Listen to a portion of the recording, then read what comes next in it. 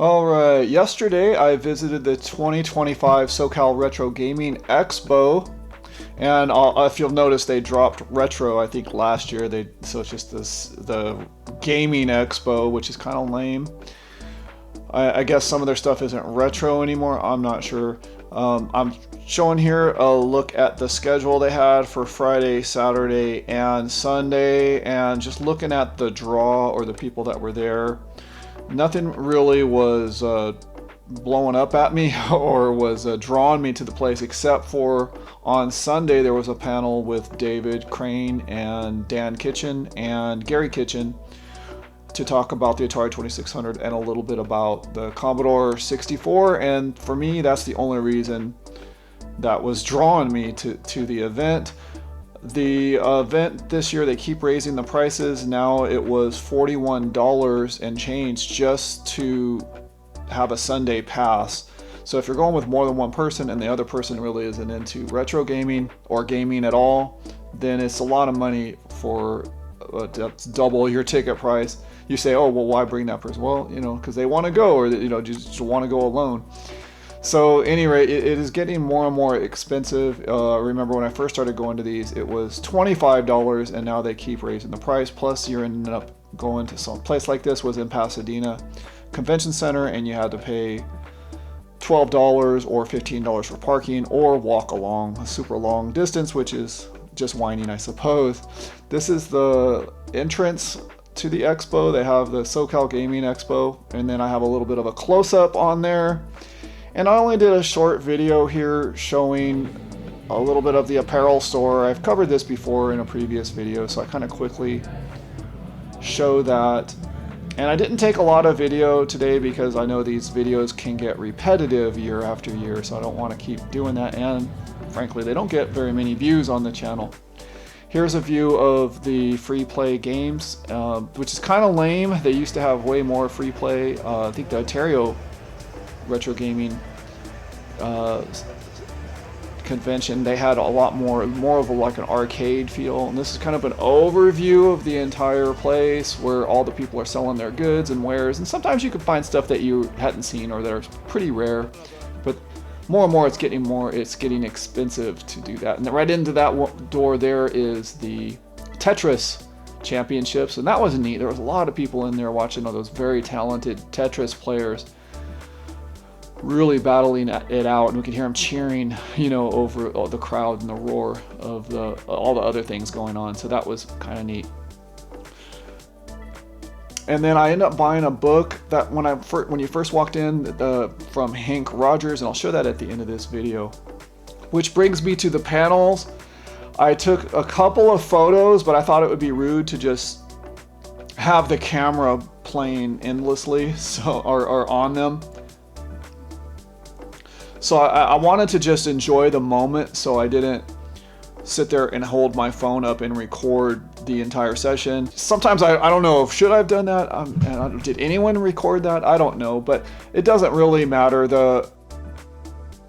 I guess it's not a big deal, but because they do so many of these conventions and they've recorded their story over and over, but this is the first time I had heard it.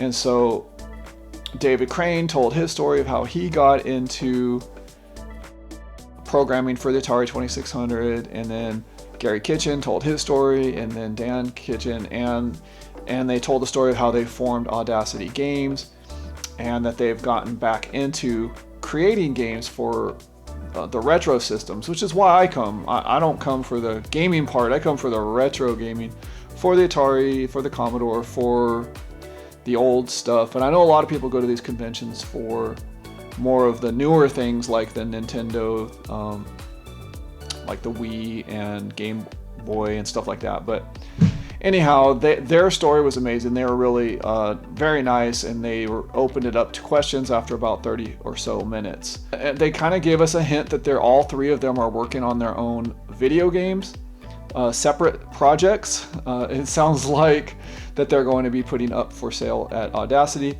They don't tell us what the schedule is because they don't have a schedule. They're retired. They'll do it when they do it, when they feel like getting it done.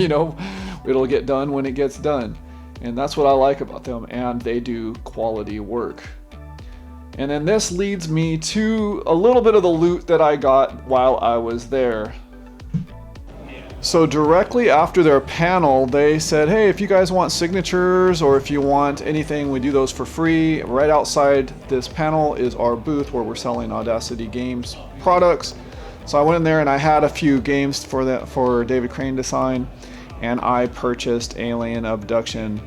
And he was very nice and humble. It was just like talking to just a normal person, right? And so it was really neat, and he was explaining everything to me. And I really appreciated the time that he took just to talk to me.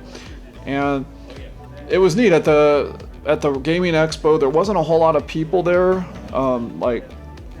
waiting to talk to him, which was a little unfortunate. I was hoping they had a few more people in the auditorium. There were only about 30 or 40 people, and he had this big room.